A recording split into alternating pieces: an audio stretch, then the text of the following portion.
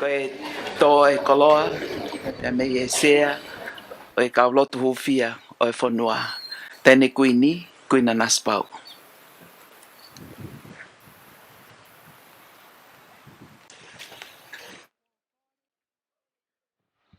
Ke uhufanga, e tala whakatapu e whanua, kai ata ke te au, ke whakahoko atu, ai visone o lotu hufia. Ko e visone, e teu I e tonga, ai whanua, mo mamani, ke toi ha ere mai ai eiki ko sisu kalaisi.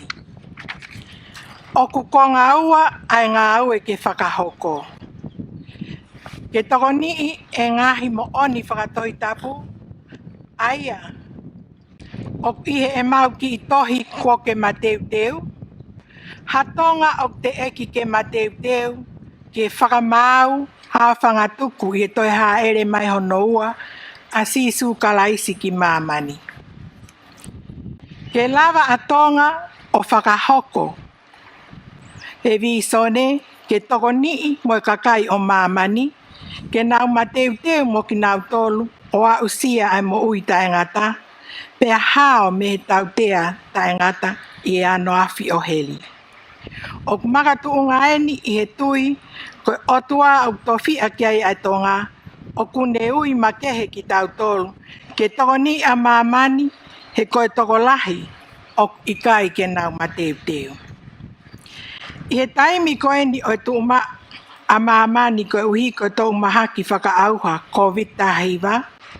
O whakatokanga I he kaulotu hufia, o kukou na mai he otua a tonga mo I Pasifiki, aia kui kai wesia e mahaki whaka auha, ke tau ngā au e whakawawe ke lau maari e kakai tonga, pea pehe foki ke tukui whanua.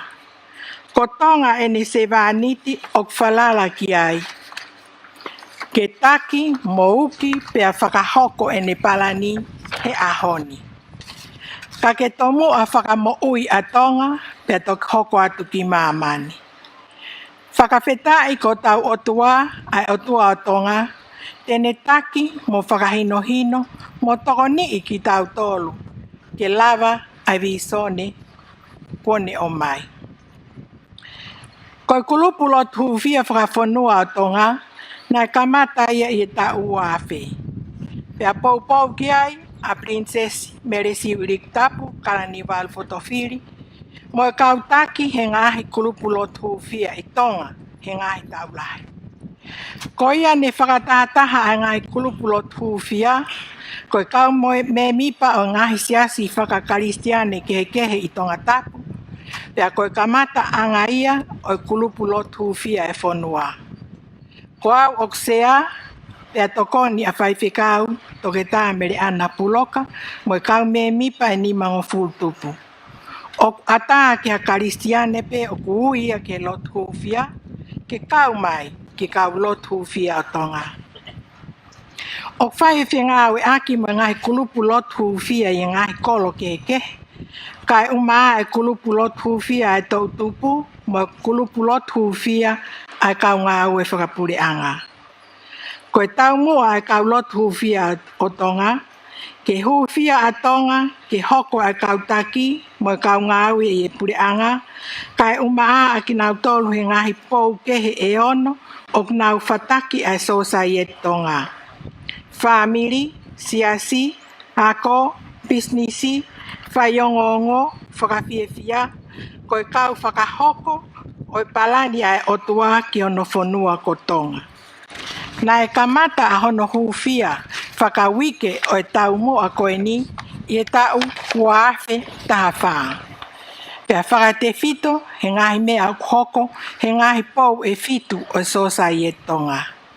I he tau ni, o whai e tokanga makehe, ke hono hufia ai potunga e mo ui, pea pehe ke ngahi koloa whakanatula, ai kere, maka moe tahi.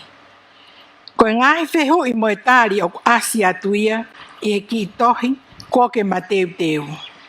Whakatauange ke hoko ai ngā weni moe lo tuhufia o tonga, ke mateu wai a tonga. He koe mateu teu ke toi haere mai a eiko si sukalaisi, koe tu I whakamau, koe tau mateu teu wai peia, ki ha mea pe e hoko mai. I e whakamalo atu ki ho mou pou pou mo e lotu. Tua o whātu.